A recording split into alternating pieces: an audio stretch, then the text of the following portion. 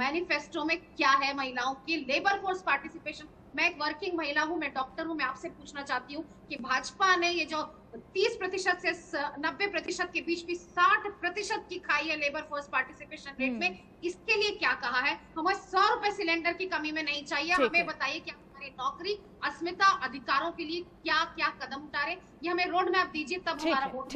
ठीक है नाहिद लारी खान जी।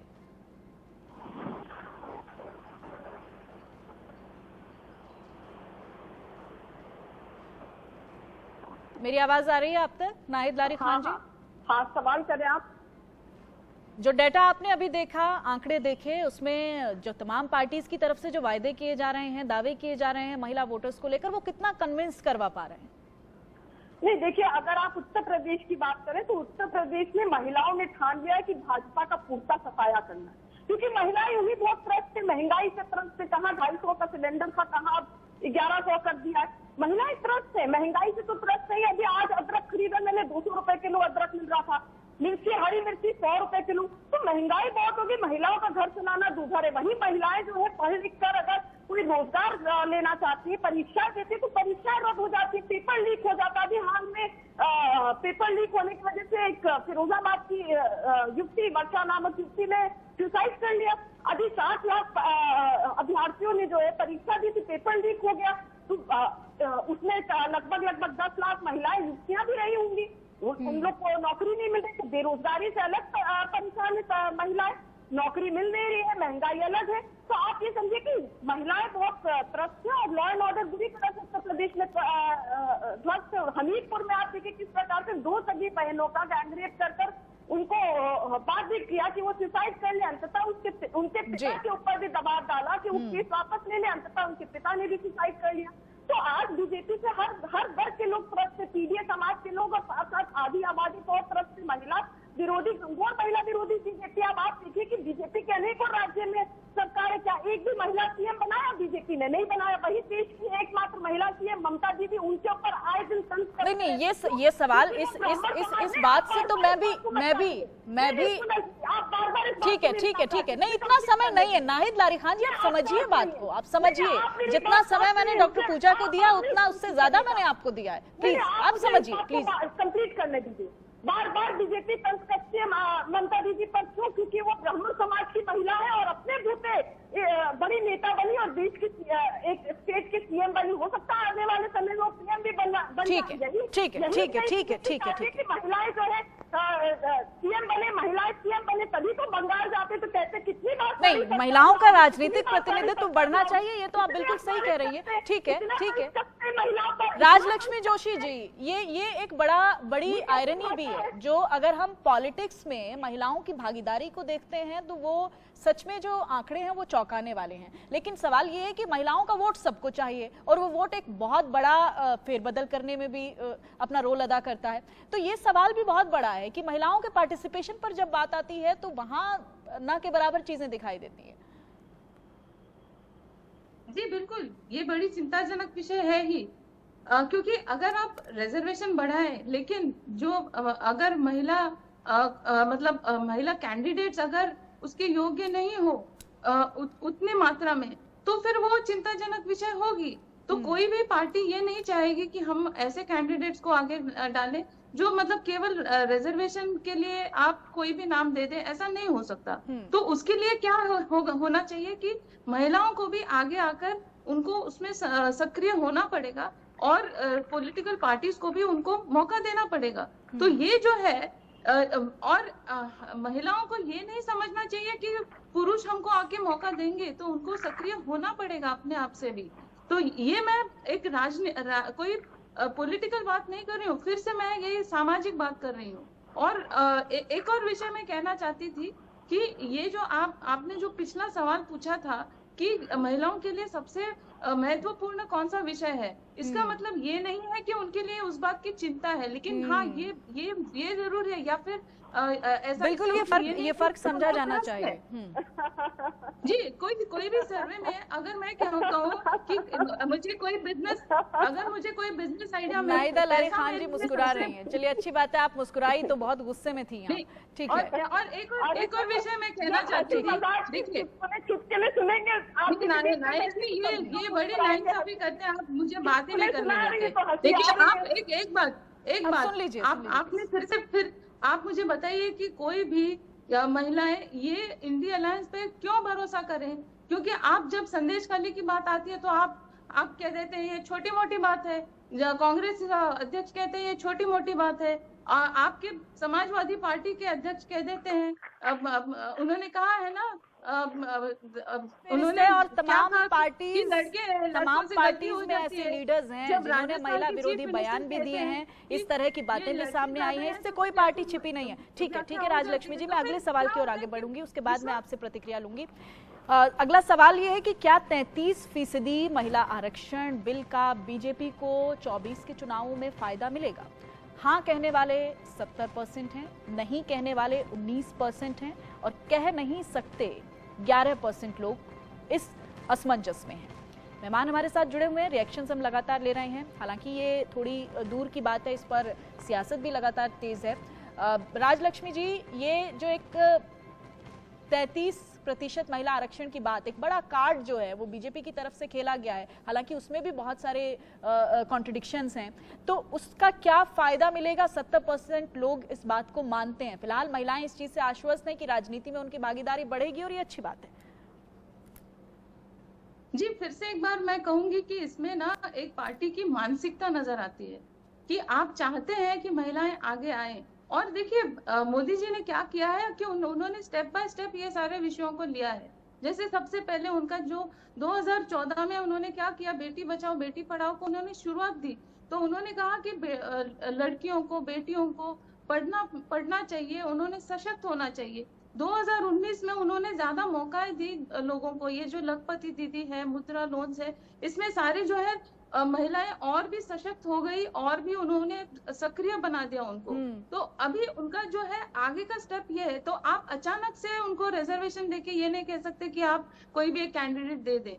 तो उसमें क्या है कि महिलाओं को भी थोड़ा सा वक्त चाहिए। तो ये जो है, लेकिन मानसिकता नजर आती है कि जो पिछले सरकारों ने कोई ना कोई वजह, ठीक है, कदम तो आगे बढ़ाया, ठीक है, इनिशिएटिव तो लिया, लेकिन कांग्रेस ने उसको पूरा नहीं किया, लेकिन भाजपा ने उसको लेके पूरा किया, तो उसमें कांग्रेस कम पड़ गई। ठीक है, तो इसका असर तो पड़ेगा ही पड़ेगा कि उनकी मानसिकता नजर आती है कि ये ठीक है, वो असर सर्वे में दिखाई भी दे रहा है। नाहिद लारी खान जी। नहीं, सोना जी अभी संदेश खाली की बात कर रही थी, तो संदेश खाली में जो बीजेपी के महिला उम्मीदवार है, उनसे तो माननीय मोदी जी ने बहुत देर बात कर ली। हालांकि मोदी जी प्रधानमंत्री, इतनी देर बात करने का भी मतलब टाइम, प्रधानमंत्री को तो टाइम नहीं होता, लेकिन उन्होंने लंबी बात की। बीजेपी इसकी महिला उम्मीदवार है इसलिए बात कर ली संदेश खाली से, लेकिन बीएचयू बनारस हिंदू यूनिवर्सिटी में जो छात्राएं जिस तरह से उनके साथ बीजेपी के बड़े नेताओं ने गैंगरेप किया, उनका वीडियो बनाया, जघन्य अपराध किया, देश संस्कार हुआ, उन छात्राओं की क्यों नहीं बात की मोदी जी ने?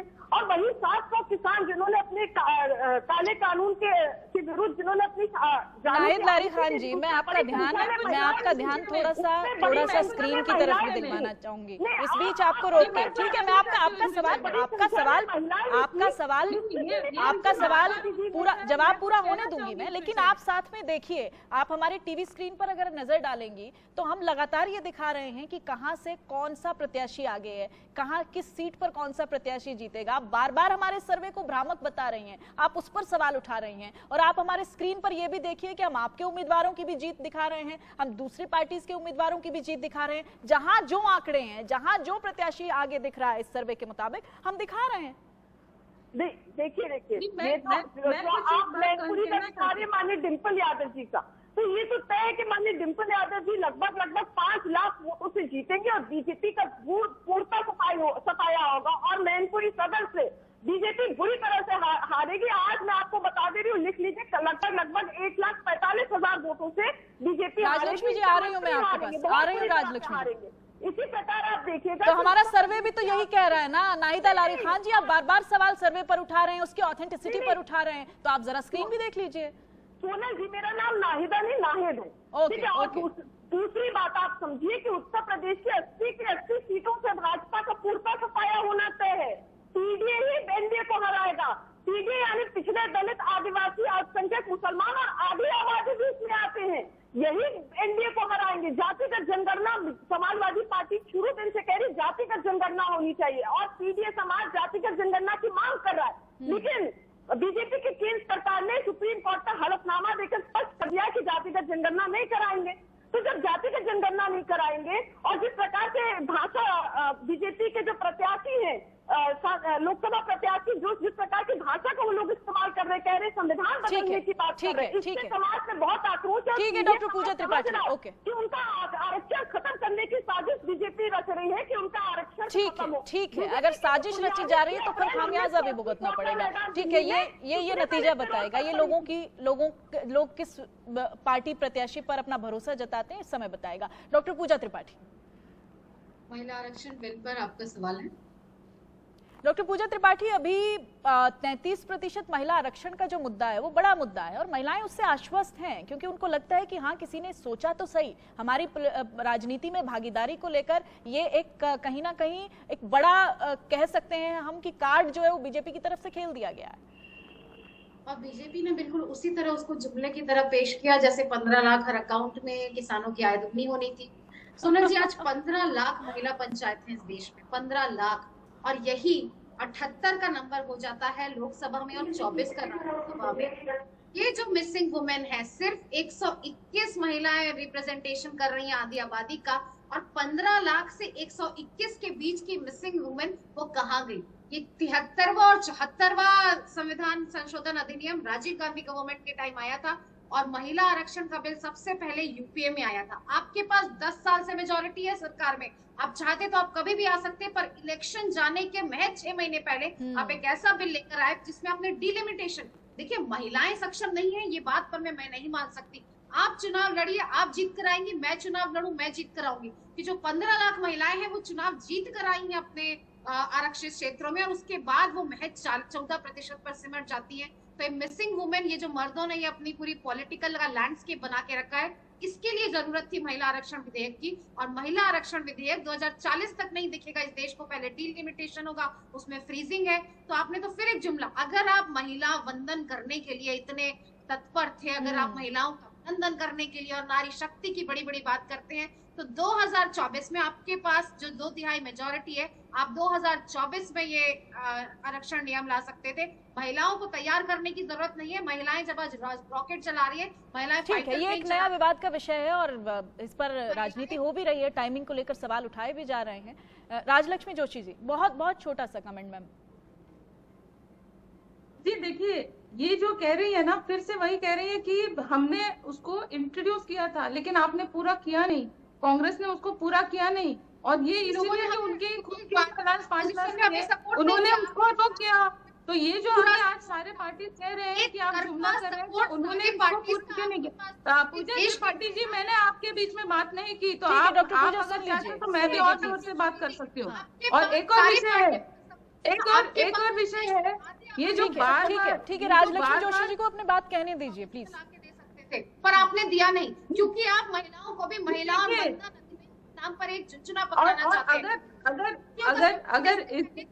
अगर ये पहले भी होता तो भी ये जो डीलिमिटेशन है उसके लिए रुक जाता ये सारा विषय, क्योंकि डीलिमिटेशन के बाद जो आपके जो पूरे कॉन्स्टिट्यूएंसीज बदल जाते हैं, उसके बाद जो है ये प्रक्रिया हो सकती है। तो पूजा त्रिपाठी जी, मैं भी आपके बीच में बोल सकती थी, लेकिन मैंने बोला नहीं। सुनिए प्लीज, आप सुनिए। जिक्र ही नहीं था, आपको ये जो है डिलिमिटेशन का जिक्र प्राइमरी नहीं था। पहली बार देश में सारी की सारी पार्टियों ने एक तरफा महिला आरक्षण को सपोर्ट किया। पूजा त्रिपाठी, आप मेरी बात पूरी तरीके से सुन लीजिए, फिर बाद में आपको जो कहना है कह सकते हैं। आपकी बात में इन्होंने बीच में नहीं टोका ना आपको, प्लीज सुन लीजिए। वो फैक्ट तो सही रखिए। आज जो पूजा त्रिपाठी जी पूरा कह रही हैं, यही विषय जो है कांग्रेस कर सकती थी जब वो सत्ता में थी, तो वो इतने वर्षों तक उन्होंने कुछ किया नहीं। लेकिन जब सारी वो सारे विषयों को एमएसपी का विषय हो, सीए का विषय हो, सभी विषयों में बाद में फिर केवल और केवल प्रोटेस्ट करते रहते हैं, जब वो खुद सत्ता में ठीक होते है तो कुछ राजलक्ष्मी करते जी, ये नहीं। पॉलिटिकल ये जो क्रेडिट एक अलग अभी चीज है का और विषय महिलाओं की मैं कहना बेहतरी जो चाहती है थी, वो एक ये जो बिल्कुल अलग मुद्दा है। IIT ठीक है, बार बार उठ रही है। मैं एक बात कहना चाहती थी कि संदेश खाली के विषय में ऐसा है कि रेखा पात्रा जी खुद सामने आई हैं, तो उनसे बात करना उसमें कोई बड़ी बात नहीं है, लेकिन जो IIT BHU की जो विक्टिम है वो जो सामने नहीं आई, उनके साथ कैसे प्रधानमंत्री जी पब्लिकली बात कर सकते हैं? तो आप ऐसा आप एक्सपेक्ट, ठीक है, हम अपने अगले सवाल की ओर आगे बढ़ेंगे। मैं उस पर भी आपसे प्रतिक्रिया लूंगी। ठीक है राजलक्ष्मी जी, अगला सवाल है, प्रधानमंत्री मोदी की महिलाओं से जुड़ी सबसे बड़ी स्कीम आप किसे मानते हैं? लखपति दीदी 13% लोगों का मानना है कि सबसे बड़ी स्कीम है। बेटी बचाओ बेटी पढ़ाओ 49% लोग ये कह रहे हैं कि बेटी बचाओ बेटी पढ़ाओ सबसे बड़ी स्कीम है। उसके अलावा उज्ज्वला योजना 7%, सुकन्या समृद्धि योजना 13%, 26 हफ्ते की मैटरनिटी लीव 4% और कुछ नहीं कह सकते में 14% लोगों का आंकड़ा निकलकर सामने आया है। तो ये जो सर्वे का डेटा है आप अपनी टीवी स्क्रीन पर देख सकते हैं, जिसमें बेटी बचाओ बेटी पढ़ाओ जिसका जिक्र लगातार प्रधानमंत्री नरेंद्र मोदी करते रहे हैं। आजकल लखपति दीदी का भी जिक्र बहुत ज्यादा हो रहा है। उज्ज्वला योजना को लेकर भी बहुत सारी बातें बीजेपी की तरफ से हो रही हैं। तो ये कुछ ऐसी योजनाएं हैं जिनका सीधे तौर पर फायदा जो है वो मिला है। हमारे साथ तमाम मेहमान जुड़े हुए हैं। नाहिद लारी खान जी, जब अच्छी योजनाएं चलती हैं, बेहतर योजनाएं चलती हैं तो उनका ग्राउंड पर प्रभाव तो नजर आता है। नहीं, देखिए समाजवादी पार्टी तो खुद ही बहुत ज्यादा महिलाओं के लिए योजना लाई, चाहे 10-90 देख लीजिए, लैपटॉप वितरण किया, समाजवादी पेंशन योजना जिसकी माननीय सुप्रीम कोर्ट ने तारीफ की, कहा ये बहुत ही सुंदर योजना है। कन्या विद्याधन, 108 एम्बुलेंस सेवा, प्रेग्नेंट महिलाओं के लिए एम्बुलेंस सेवा, ऐसी तमाम योजनाएं महिलाओं के लिए लेकर आई। और अभी भी हमने जो अपने विजन डॉक्यूमेंट है जिसमें हमने बताया कि हम महिलाओं के लिए अब जो हम योजनाएं लेकर आएंगे वो होगा कि महिलाओं को सरकारी नौकरी में 33% आरक्षण मिलेगा और राशन में गेहूं की जगह आटा मिलेगा, पौष्टिक आटा, अच्छी क्वालिटी का आटा मिलेगा। गेहूं जिस प्रकार से गंदा होता है और उसमें तमाम गंदगी रहती है, उसको साफ करने में बहुत टाइम लग जाता है, उसको सिर्फ पिसवाने में पैसा लगता है, तो इसलिए हमने ये योजना लेकर आए कि हम आटा देंगे गेहूं की जगह। फिर हमने ये हम योजना लेकर आए कि हम महिलाओं को 3000 रुपए प्रति माह देंगे। तो ऐसी तमाम योजनाएं हम भी लेकर आए। लेकिन आप जिस प्रकार से आप बात कर रही है लखपति दीदी की, अरे जो पार्टी देश की एकमात्र दीदी जिनका नाम है ममता दीदी, उनको तो तंज कसती रहती है। आए दिन 8000 करोड़ के हवाई जहाज पे चलने वाले आए दिन तंज कसते हैं और कोशिश करते हैं कैसे उनको जल्द से जल्द पदमुक्त कर दिया जाए। तभी तो तंज कसते हैं, तभी तो दीदी और दीदी करके तंज कसते हैं। तो जो पार्टी देश के एकमात्र महिला सीएम को नहीं बर्दाश्त कर सकती, जो पार्टी देश की एकमात्र महिला सीएम को इसलिए नहीं बर्दाश्त कर सकती क्योंकि वो अपने बूते सीएम बनी, ये चाहते हैं कि हम बनाए, हम एहसान जताएं, लेकिन वो अपने बूते सीएम बनी, इसलिए बीजेपी को पसंद नहीं। तो आए दिन उन पर तंज करते, तो ये क्या लखपति दीदी बनाएंगे? तो आप कहना चाह रहे हैं कि बेटी बचाओ बेटी पढ़ाओ उज्ज्वला लखपति दीदी का कोई फायदा नहीं हुआ? नहीं, कोई फायदा नहीं। बेटी बचाओ बेटी पढ़ाओ तो लोग जनमानस कहते हैं कि ये बीजेपी को पहले बता देना चाहिए था कि बीजेपी से बेटी बचाओ। जिस प्रकार से बीजेपी के नेता खुद जो है रेप में शामिल है, इनके बड़े नेता जो है सबसे बड़े रेपिस्ट सासाराम बापू के चरण छूते हैं, तभी तो इनके बड़े से लेकर छोटे नेता जो है रेप में सम्मिलित है। अरे बलात्कारियों का गिरोह है बीजेपी, ये कोई पार्टी थोड़ी है, गिरोह है महाबलात्कारियों का। जिस प्रकार से आप देखिए दुग्गी के विधायक को इन्होंने 2022 के चुनाव में टिकट दिया, जबकि उसके ऊपर रेप का मामला था, तब भी जानने के बावजूद टिकट दिया ताकि वो टिकट पाए, वो जीत कर आए और वो हाउस में जाए। ठीक है नाहिद जी, टीवी ठीक है। मैं जरा अपने दर्शकों को ये थोड़ा ग्राफिक्स भी बताना चाहूंगी। देखिए आपके टीवी स्क्रीन पर जो आप इस वक्त देख रहे हैं, मथुरा सीट का हम अनुमान जता रहे हैं और ये केवल अनुमान है, हम कंफर्म नहीं कर रहे हैं। जो आंकड़े हमारे निकल कर आए, जो स्टेटिस्टिक्स निकल कर आए, उसके लिहाज से हमने ये कुछ सीटें ऐसी बताई हैं जिनमें जीत का अनुमान जो है वो लगाया जा रहा है। मथुरा सीट से हेमा मालिनी एक बार फिर से यहाँ पर मजबूत दिखाई दे रही हैं। मैनपुरी में क्या होगा ये देखिए, डिंपल यादव सपा की प्रत्याशी हैं और जयवीर सिंह बीजेपी के प्रत्याशी, आपस में इनकी फाइट है और जीत का अनुमान यहां पर डिंपल यादव का जताया जा रहा है। समाजवादी पार्टी की जीत यहां पर मैनपुरी की सीट पर नजर आ रही है। दिल्ली की अगर हम बात कर लें, दिल्ली में बांसुरी स्वराज बीजेपी की प्रत्याशी हैं, कद्दावर नेता रही हैं सुषमा स्वराज, उनकी बेटी हैं और उनकी बड़ी फाइट है आम आदमी पार्टी से। लेकिन अभी ये जिस तरीके से लगातार रुझान सामने आ रहे हैं उसमें जीत का अनुमान बीजेपी का, बांसुरी स्वराज यहां से जीतती हुई नजर आ रही हैं। लगातार वो ग्राउंड पर सक्रिय भी हैं और अमरावती की सीट पर बीजेपी से नवनीत राणा हैं और इस बार बीजेपी की टिकट से नवनीत राणा को प्रत्याशी यहां पर बनाया गया है और कांग्रेस पार्टी से बलवंत मानेखेड़े यहां से हैं और एक बड़ी फाइट है ये भी। इस सीट पर भी नवनीत राणा बीजेपी की प्रत्याशी जो हैं उनकी जीत का अनुमान अमरावती की सीट पर नजर आ रहा है। तो लगातार हम ग्राफिक के जरिए कुछ ऐसी सीट्स आपको बता रहे हैं जो कि इंटरेस्टिंग है, बड़ी सीटें हैं। स्मृति ईरानी बड़ा चेहरा बीजेपी का, क्या होगा अमेठी में, सबकी नजरें टिकी हुई हैं। राहुल गांधी की सीट पर कब्जा किया है स्मृति ईरानी ने। अमेठी की जनता चाहती है कि राहुल गांधी उनके बीच रहें, लेकिन जो फायदा है स्मृति ईरानी को मिलता हुआ यहां पर नजर आ रहा है। कांग्रेस से उनकी फाइट है और जीत का अनुमान बीजेपी प्रत्याशी स्मृति ईरानी का अमेठी की सीट पर नजर आ रहा है। हमारे साथ डॉक्टर पूजा त्रिपाठी जुड़ी हुई थी, कांग्रेस की प्रवक्ता, आपका बहुत बहुत शुक्रिया। नाहिद लारी खान हमारे साथ जुड़ी थी, आपका भी बहुत बहुत शुक्रिया। राजलक्ष्मी जोशी हमारे साथ राजनीतिक विश्लेषक जुड़ी थी, आपका भी बहुत बहुत शुक्रिया।